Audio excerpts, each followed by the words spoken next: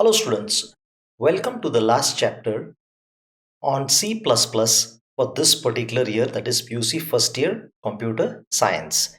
In second year you're going to study further C++, but this is the last chapter of C++ in this particular year.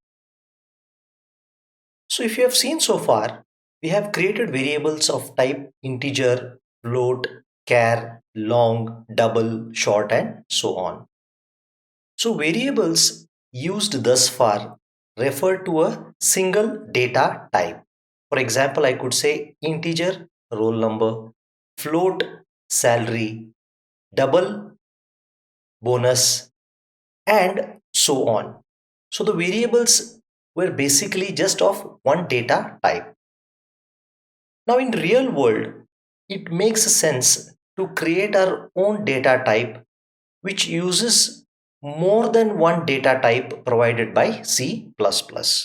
Let me tell you what that is.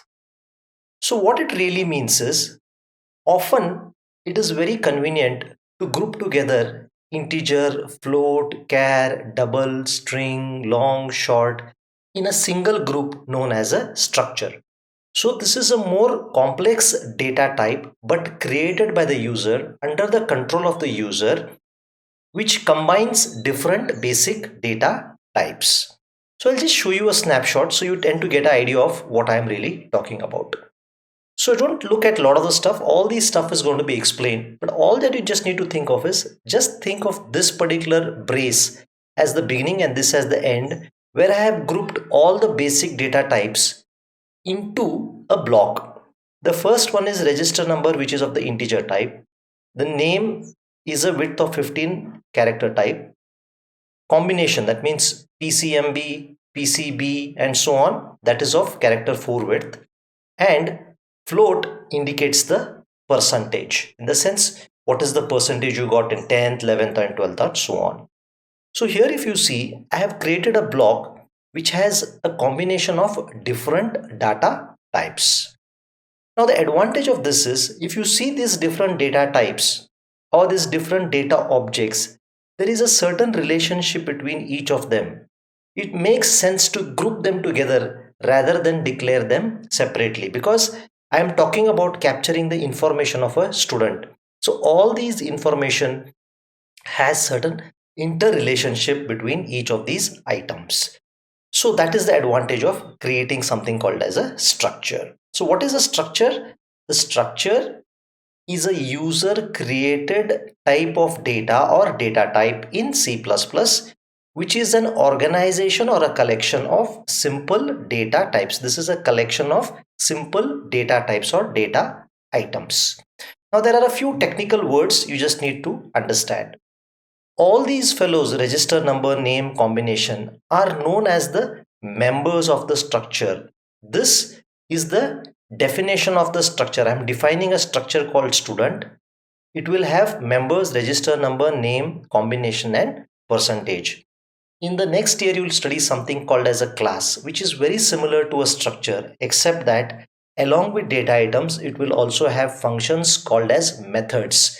So combination of data and methods constitutes your class. So a structure is merely a collection of data, while class is a collection of both data and functions. So take a look at a structure definition of employee. So this is a definition of a structure employee information. That means this structure has been declared so that I can record one employee's information in one single place. So the name of the structure is employee. First is the employee's ID number, his or her name, designation, and what is his or her salary. So these are two examples of different structures or combination of different data types which have an interrelationship or a meaningful relationship between data items. Now let's try to look at different things.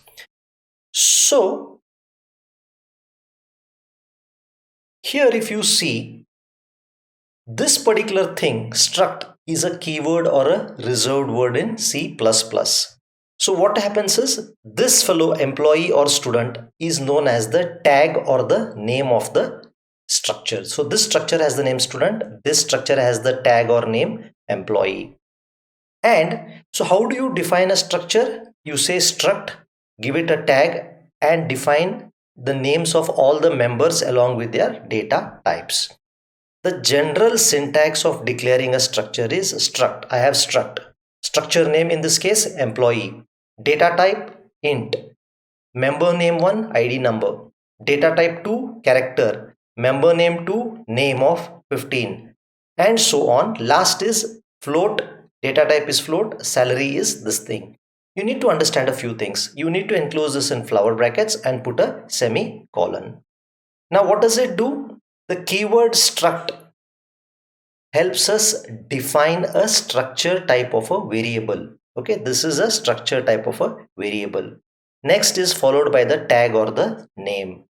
Now, the declaration of all members are enclosed in braces. So they have to be within braces. The list of all structure members, this gives you a template for the employee type of variable. So this is the model, prototype or template for the employee type of variable, and this is for the student type of variable. Now, important to see that the last brace is ended with a semicolon, indicating the definition of the structure is complete. Now you need to understand a little bit of information here. First thing here is, when I define a structure like this, actually this is just the model or the blueprint or the prototype. Think of it like this. You decide to build a house. Do you straight away one morning say, okay, let's dig and do it? No. Before you build a house, you get a plan or a design created by an architect. So this, we are architecting or designing or providing a blueprint of how our actual data is going to look like. This is just the model. Using this, we are going to create a variable of this particular type or this particular type. No memory is created or allocated for this type, because this is just a reference or a model used for creating a variable of type employee and variable of type student. So what does it do? The structure definition merely provides us an information about the look and feel of how a variable of type employee and how a variable of type student will be created. What I mean is, when you create a variable of type employee, that variable will have the fields ID number, name, designation, salary. Student data type will have register number, name, combination and percentage. Now, a structure definition to hold the employee information shown here and shown here is similar. So we will be using these two quite frequently over this lecture to understand the concept of structures in detail. Structures is really simple. Once you see a couple of examples, you will gain confidence. So just do not worry about it. If a lot of the terms don't make sense, just repeat through the lecture after looking at the program and things will be really easy.